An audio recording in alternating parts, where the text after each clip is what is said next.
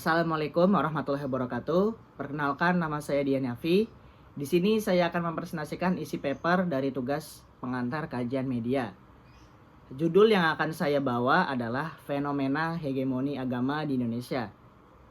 Seperti yang kita ketahui, Indonesia merupakan negara dengan jumlah pulau terbanyak yang tersebar dari Sabang hingga Merauke. Hal ini menjadikan Indonesia memiliki keanekaragaman yang unik, mulai dari keanekaragaman budaya, suku, etnis, dan juga salah satunya adalah agama. Pada presentasi kali ini, saya akan membahas sedikit tentang agama. Indonesia menjadi salah satu negara dengan pemeluk agama Islam terbanyak di dunia. Hal ini menjadikan agama Islam sebagai agama mayoritas penduduk di Indonesia. Namun, baru-baru ini dapat kita lihat bahwa kaum minoritas tidak diberikan ruang yang bebas untuk berekspresi dalam kegiatan beribadahnya. Salah satu contohnya adalah kasus banyaknya penolakan pembangunan gereja di Indonesia. Sebenarnya, apa alasan pasti dari orang-orang yang menolaknya? Padahal, kegiatan beribadah umat Kristen juga dilakukan hanya seminggu sekali. Dua berita ini dapat dikatakan bahwa fenomena hegemoni agama di Indonesia sedang terjadi. Hegemoni sendiri memiliki arti yaitu penguasaan suatu bangsa atas bangsa lainnya. Yang dimaksud bangsa di sini adalah perumpamaan suatu kaum mayoritas dan juga kaum minoritas. Kemudian, Gramsci memiliki pendapat lain tentang arti hegemoni, yaitu sebuah organisasi konsensus di mana ketertundukan dapat diperoleh oleh penguasaan ideologi yang dilakukan oleh kelompok yang menghegemoni. Hal ini tentu akan menjadi sebuah masalah besar karena berhubungan dengan agama yang sensitif untuk dibicarakan. Kebenaran agama bukan milik siapa-siapa. Kebenaran agama bukan milik individu atau kelompok manapun tanpa keraguan. Jika demikian, mengapa kebenaran agama dan yang ada di dalamnya diklaim oleh kelompok mayoritas? Kebenaran agama tidak memiliki ukuran yang diukur dari isinya, tetapi diukur dari kuantitas penganutnya. Klaim tentang kebenaran hegemoni agama dalam perjalanan yang akan datang dapat menimbulkan konflik dan kekerasan terhadap kelompok agama dan keyakinan minoritas. Ini tentu bertentangan dengan semangat yang sudah dibangun oleh agama itu sendiri.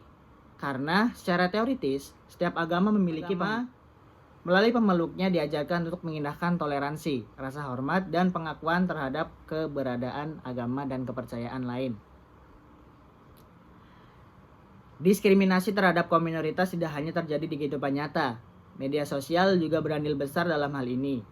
Media sosial telah menjadi alat yang ampuh untuk menyebarkan ideologi kelompoknya. Strategi milenium digunakan sebagai pendekatan yang efektif. Mereka memengaruhi pola pikir yang percaya pemahamannya itu benar. Milenial merupakan mayoritas warga internet yang menggunakan media sosial. Kekuasaan dapat memprioritaskan persepsi dan nilai-nilai tertentu dari kelompoknya. Nilai-nilai yang menyimpang dari kelompok mereka tidak dipublikasikan di media dan jaringan mereka kuasai. Kemudian situs web juga dapat menyebarkan pemahaman kelompoknya dengan cepat dan luas. Gaung kerukunan umat beragama sebagai sarana moderasi beragama hanya ditekuni dalam dunia akademik saja. Padahal persoalan realnya begitu dekat dengan kehidupan sehari-hari melalui cara mereka. Masalah intoleransi, ekstremisme, dan radikalisme menyebar di jaring sosial. Selain itu, minimnya narasi keagamaan yang moderat di media sosial menimbulkan banyak masalah yang juga dapat menimbulkan gesekan di antara masyarakat. Kemudian kesimpulan pada presentasi kali ini adalah yang menjadi solusi dengan adanya permasalahan di atas, yaitu kembali lagi dengan kesadaran semua umat beragama yang ada di Indonesia. Kemudian penting untuk diingat bahwa setiap orang harus memiliki kebebasan untuk memilih dan menjalankan keyakinan atau kepercayaan mereka tanpa takut akan diskriminasi atau kekerasan.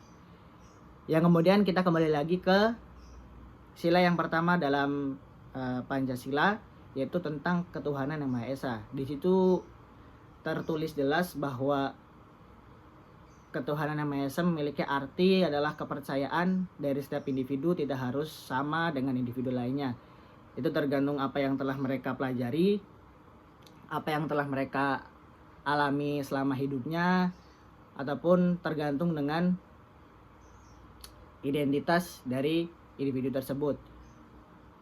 Yang kemudian di sini juga perlu digarisbawahi bahwa yang melakukan diskriminasi terhadap minoritas tidak semua kaum mayoritas, tetapi hanya beberapa oknum saja yang melakukan hal tersebut, yang menganggap pemahamannya dan dirinya itu adalah yang paling benar di antara pemahaman agama lain.